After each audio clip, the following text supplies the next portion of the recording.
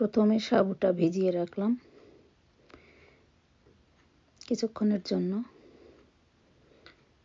তারপর চুলায় প্যান বসিয়ে এর ভিতরে দিয়ে দিলাম কনডেন্স মিল্ক আর তার সাথে রেগুলার মিল্ক। আমি কনডেন্স মিল্ক ইউজ করি, এক্সট্রা কোনো সুগার ইউজ করি না।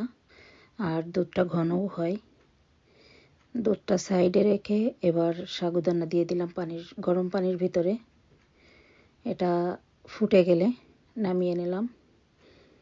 অনেক বেশি পানি দিয়ে সিদ্ধ করতে হবে এবং নামানোর পরে ভালোভাবে ধুয়ে নিয়ে কিছুটা দুধ আমি উঠায় রেখে সেই দুধের ভিতরে সাগুদানা দিয়ে দিলাম এবং তার ভিতরে গরম দুধের ভিতরে তার ভিতরে রুয়াবজা।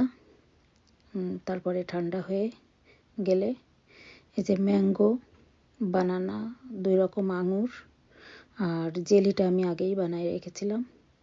এক্সট্রা দুধ রেখেছিলাম আলাদা জায়গায় একটু, ওর সাথে অ্যাড করে আইসক্রিম দিয়ে পরিবেশন করলাম।